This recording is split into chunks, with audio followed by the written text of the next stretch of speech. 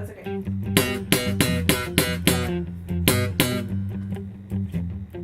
I'm just gonna keep playing pop music for you. I love it. Hey, I'm Murv Douglas. This is Hans Eichman, and Hans is a representative of Clear Tone Strings, and he's basically here because when I went a couple weeks ago to pick up some bass strings, we were talking about music and pop music and the influence of modern music today. And some things he said that I had a problem with. The main thing was he said that modern pop music is boring and terrible and overplayed and redundant and badly musicianified. And I don't... Slightly putting words in my mouth, but yeah, that basically sums it up. Well, what words would you say? Well, I call it very formulaic and very processed and unimaginative. So there's a lot of there's a lack of creativity when it comes down to pop music nowadays. You're starting to sound like the kids these days. Like you're starting to sound like an old man right now. Is what you're doing. Like I don't. It was my birthday last week, so I guess I'm getting a little older. I'm a day older than I was yesterday. So no, yeah, kids these days, they don't know what good music is. No, it just comes down to, yeah, like when it comes down to like pop music or just anything like that, especially top 40 things right now, it's very computer based. It's very formulaic. The record labels want immediate return. They want they want to cash in on their investments. Like, okay, we found this artist, whatever, we're gonna they don't even have the money to groom them anymore or develop them anymore. It's just more along the lines of, just all right, reprocess, shit, get it out there. If it sticks, cool. If not, you're dropped or you're shelved. It's. I mean, isn't that the way it's always been? How is that different now than it was 10 years ago or 50 years ago or 100 years ago? Like, isn't that the way the record company is always... What's the difference? Why is that so bad? Well, because the record labels don't have the money that they used to have. I mean, like, shit. Like, Bruce Springsteen is a perfect example. He didn't break out until his third album. Did you just say the record companies don't have the money they used to have? Yeah, I did. All right, let me tell you why what you just said just now is nonsense. Okay. Nonsense, what you just said.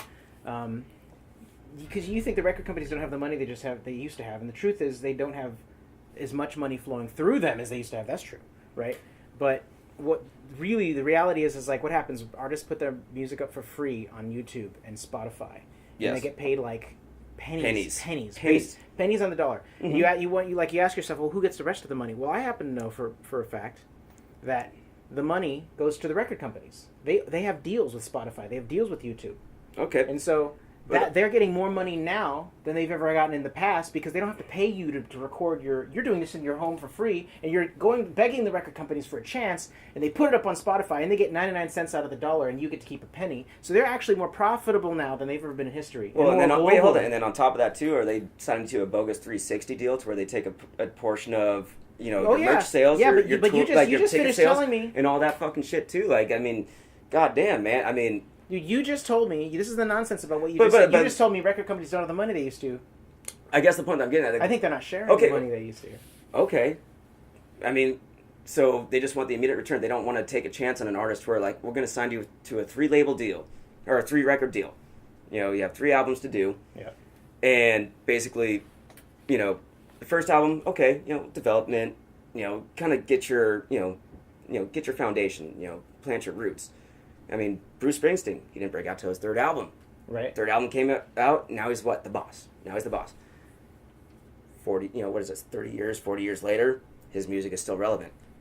Can you say any pop band out there right now, 40 years down the line, will still be relevant? Yes. Bruno Mars. By today's standard. Like, yeah, today's pop music.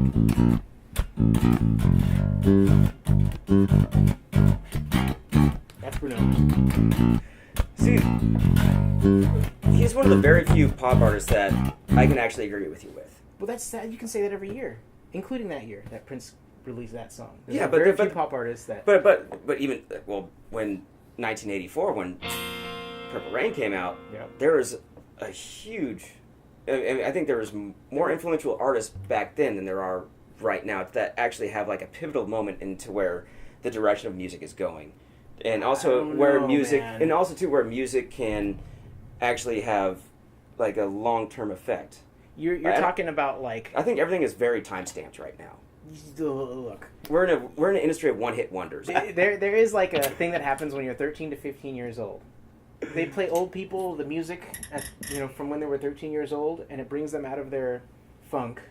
Depressed old people who are like 95 and depressed, and they're losing their minds, and they're about to die, and they're just totally, and they put some headphones on them and play them some music from when they're 13 years old, and it brings them back to life. Well, right? And that's because there's something happens chemically when you're maturing. Well, also 13 years old. I mean, like I'm gonna piggyback on your standpoint right there too. I mean, what was that? That was funny. That was the take. Oh. Plenty more where that came from. Yeah. No. But like no. I mean, like music is synonymous or like the kind of relevant with like the same sense of like smell. Like when you smell a certain thing, it can take you back. You have like a sense of nostalgia. It'll take you to a certain scene. Music does the same thing to you. And, I can listen to very many pieces of music now to where I'm like, oh my God, I was like 5 years old. And I remember being on my swing set and like, that song was playing or something like that. Music has that, certain connectivity with people. And, it's a very emotional thing for everybody. And, I will never, judge or anybody on like the taste of music that they have or, like, oh, I like pop, I like EDM, to me that's jack off shit. That's, I'm a rock guy. I like complicated music. I like proggy sort of stuff. But I'm not going to judge someone because they have they have an emotional attachment to it. I'll judge them. I will. Oh yeah. Harshly. Well, directly. Well, assuredly.